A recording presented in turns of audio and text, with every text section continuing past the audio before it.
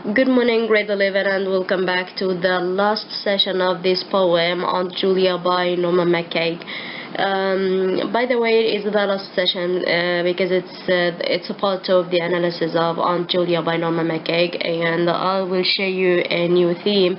Not a new theme, it's a repeated one, but today I'm going to explain it in details to be clear or clearer more than before. But before going through the analysis, you are going to listen to the poem or the third stanza again, because the last session we finished the first and second stanza. Today I'm going to complete with the third, fourth and fifth stanzas. So listen to the third stanza, please. Hers was the only house where I've lain at night in the absolute darkness of a box bed, listening to crickets being friendly. As you see in this stanza, he's remembering what he was doing while his childhood or when he was young, in the life of his aunt. McCaig decides to open the stanza with the word choice of hers, which shows his affection for her and the bond they had. Here is a very important thing, because you will see the significance of his aunt to him, how great was his love to her, and was her love to him. He's remembering what was happening in the life of his aunt.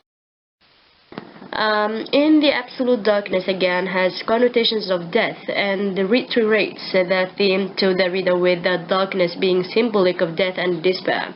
He used the symbol here of darkness. Darkness refers to the death or despair of the poet after her death and before her death.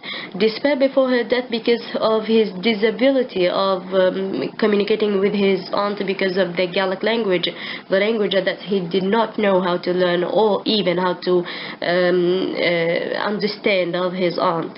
And the despair after her death because he felt guilty about what happened to his aunt, and he imagined or he thought that he was one of the reasons that sent her to this silence. So there is despair here before her death and after her death as well. It has links to the final stanza where Aunt Julia is silenced in the absolute black, the thing that he said that he was guilty for. In stanza 4, listen please to stanza 4 first, and after that I'm going to analyze in details. She was buckets and water flouncing into them. She was wind pouting wetly round house ends. She was brown eggs, black skirts, and a keeper of threepenny bits in a teapot. The writer uses personification and metaphors in this stanza to connect Aunt Julia to the landscape and objects. This stanza is very important to me because it shows how important was his aunt to him, and he compares her to a lot of the landscape, all of the elements of the nature, just like the landscape, just like the wind, just like the water. So he compared her to the nature to show how important and significant his aunt to him. He used a lot of personifications and metaphors in this stanza to connect Aunt Julia to the landscape and objects. Connects his aunt with mundane domestic objects, which symbolize her simple, minimalistic lifestyle. She was winds pouring wetly round house ends. This connects his aunt to nature and is also perhaps symbolic of his despair. Of course, the darkness here is a great symbol to despair, to death of his aunt, for example, to his frustration also. So he used a lot of metaphors, personification, and also symbols in this poem to show how significant and how important his aunt was to. In the last stanza, stanza 5, you will listen to the stanza first before analyzing it in details. Aunt Julia spoke Gaelic very loud and very fast.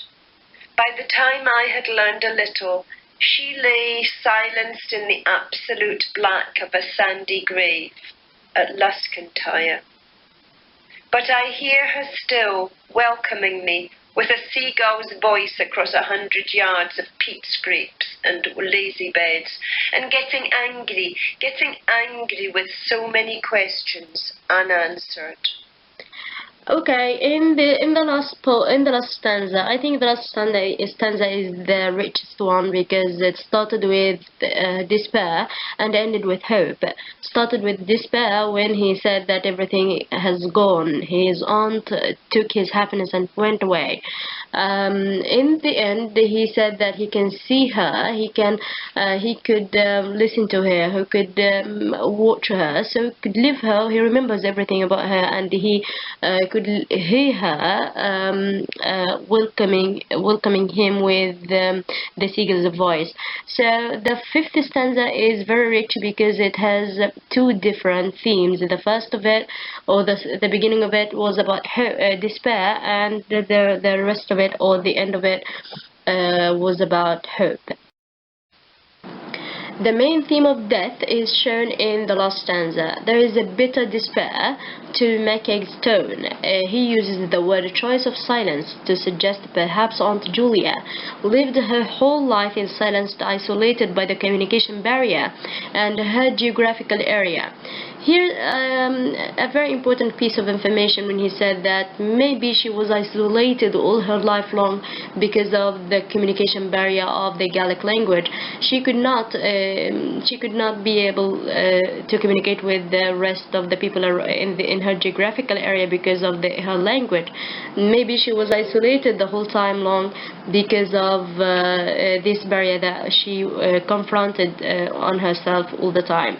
In the absolute black, it is again a symbolic of death. He used also the absolute black means the death of her, or as a symbol to the death of his aunt. The poem that I have selected is McCaig's Aunt Julia, which reflects upon his relationship with his Gaelic-speaking aunt on the Isle of Harris. And in the end of this poem, I want to pay your attention that the whole poem was about his communication with his aunt, not about the bad description of her. He depicted her as a very strong woman, a very responsible woman, and although they loved each other very, very much, and she was his most beloved aunt, but he could not, or he wasn't able to communicate with her because of the different languages they speak. She was speaking Gaelic language, and it was very hard to Norman McCaig, and he was speaking English language, and it was very difficult to his aunt. That's all for the poem Aunt Julia by Norman McCaig. I hope everything was sufficient and beneficial and very clear to you. If you want to ask anything, just WhatsApp me anytime.